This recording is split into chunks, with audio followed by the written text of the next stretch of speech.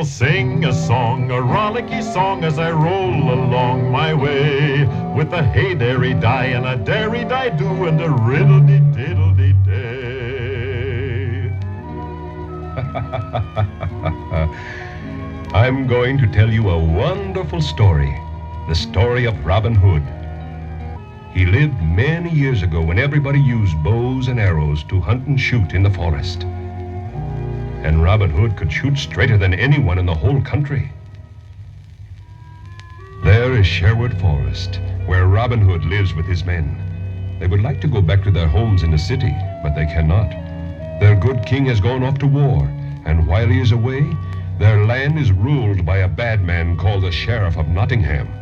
So they hide out in the forest where the sheriff cannot find them. Robin Hood taught his men how to keep from being caught. One day he said to them, "Men, we must have a way of warning each other if the sheriff comes into the forest. So I have made whistling arrows. Each of you will carry one. And if ever the bad sheriff is seen coming near, shoot the arrow into the air and toward our camp, and we shall know what it means. Watch. I'll shoot one of these arrows, and you shall see."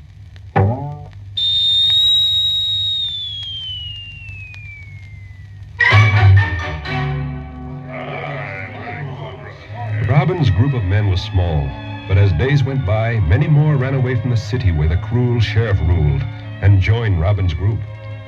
Robin wanted only strong and able men with him in the forest, and before he allowed anyone to join him, he often tested their courage.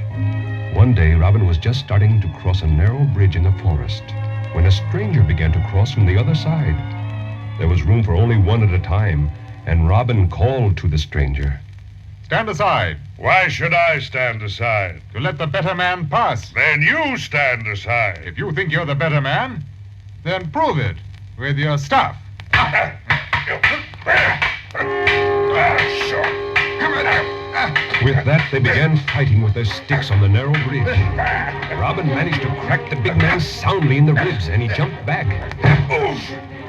But then the stranger struck Robin across the head, and Robin fell backward off the bridge and into the water below.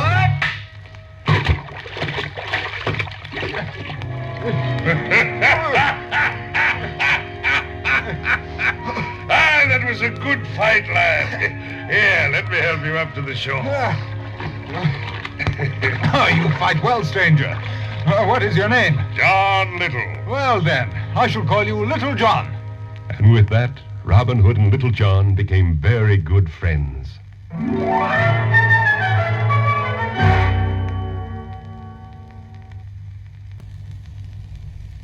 Back in the city at his castle, the bad sheriff of Nottingham was very angry, as you can see. He was talking to his men. "This Robin Hood must be captured. He sneaks into our city and steals from the rich and then turns around and gives the money to the poor. If we are going to collect taxes from the poor and keep all of the money for ourselves, then Robin Hood must be stopped. I want the best of my men to ride with me into the forest and capture Robin Hood. Get your swords and bows and arrows and follow me." And with that, the sheriff and his men rode off to get Robin Hood. Back in Sherwood Forest, Robin was walking along through the woods when he came upon a rather strange-looking man sitting with his dog under a tree. The man was singing. There was a lover and his lass sat 'neath the spreading oak, and lest his heart should break apart, the doting lover spoke. Come sing low, come sing high, come change thy name to mine, and you shall eat my capon pie and drink my Momsey wine. Who laughs at my singing? Hey! I do. Robin Hood.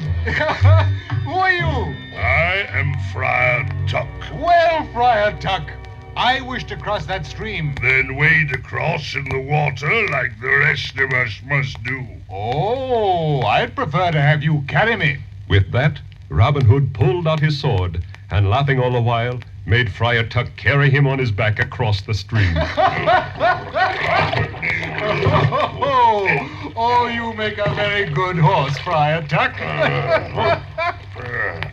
All right, young Robin Hood. You've had your joke. Here we are across the stream. Put down your sword.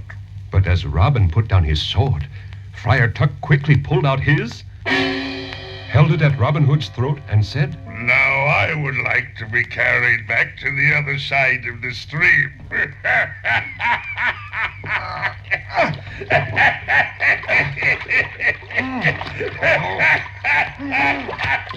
Aye, and you too make a fine horse, Robin Hood. When they got to the other side, then they both laughed, shook hands, and became good friends.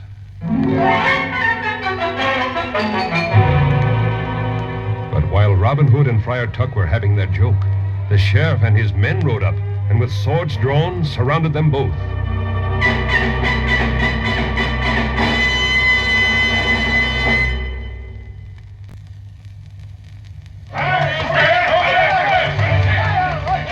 There he is, men! There's Robin Hood! Get him!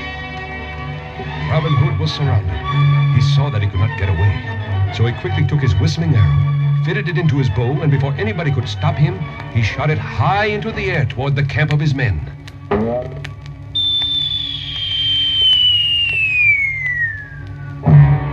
And then Robin started to fight for his life, and Friar Tuck fought by his side.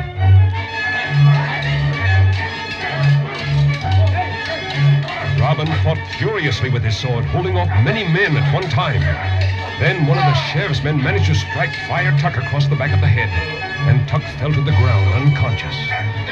Alone now, Robin still fought, but there were too many of them, and the sheriff himself knocked Robin's sword out of his hand. Robin jumped up into a tree, and from there jumped at the sheriff and knocked him off the horse and rode away. After him! Shoot him down!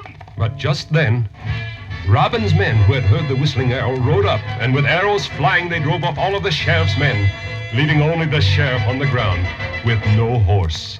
Frantic, the sheriff started to run for a horse to escape, but Friar Tuck awakened. Seeing what was happening, he gave a shrill whistle to his dog. Help! Your dog! He's got me! Call him off! Call him off! Call off your dog, Friar Tuck. Now that we have the sheriff, we can take care of him ourselves. So Robin and his men, along with Friar Tuck, rode off with the sheriff as their prisoner, back to their camp in Sherwood Forest. There Robin Hood spoke to his men. Men, we must make an example of the sheriff to give courage to the poor back in the city. We'll tie a pair of deer antlers on his head, like this. Then sit him backwards on his horse like this. Now that he's all tied up, let him hold the horse's tail in his hands. And now we send him on his way back to the city where all can see him.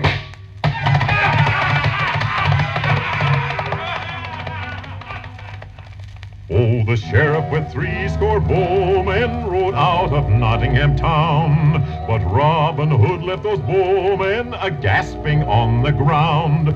Oh, the sheriff he dined with Robin Hood, and when he had paid the score, back to Nottingham spurred, but from what I heard, he rode hindside to 4.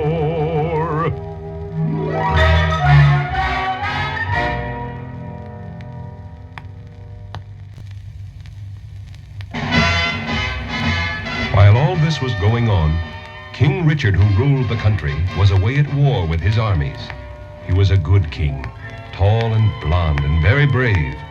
He was so brave that he was called Richard the Lion-Hearted. He was now riding back to his home, for the war was over. The sheriff, back in his castle now, was angrier than ever at Robin Hood. Determined to catch him, he first locked up Robin's good friend, the Queen's lady, Marian. What are you going to do with me? Into that cell. We shall soon see how smart your friend Robin is. But Robin heard about Marian's being locked in a cell, And one night, just before daybreak, he sneaked into the castle to free her. Before the sheriff saw him coming, he came up behind him, pulled out his knife, and... Don't move or cry out, or I shall plunge this knife into your heart. No, don't. I promise. Have mercy, and I shall do whatever you ask. Then lead me to the maid Marion. Down into the basement they went, with Robin holding the knife at the sheriff's side all the time. When they reached the cell, he forced the sheriff to open it. Marion, it's I, Robin Hood. Robin! Oh, Robin, I thought we both were lost. Now, Sheriff, into the cell you go to take Marion's place. But who will find me here? Please let me in, I say. Now that Robin had Marion out of the cell, he was going to have a hard time getting her safely out of the castle.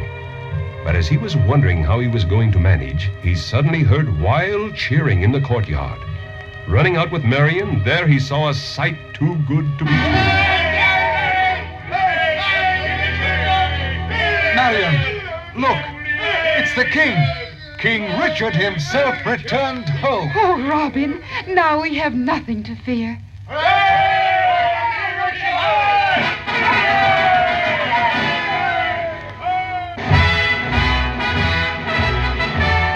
When King Richard heard all about the sheriff and Robin Hood and what had happened while he was away, he made Robin a nobleman and punished the sheriff and all of his men.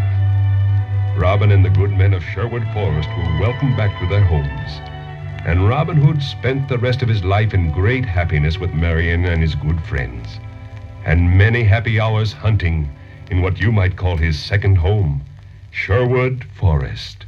I'll sing a song, a rollicky song, as I roll along my way, with a hey-dairy-die and a dairy-die-do and a riddle-dee-diddle-dee-day.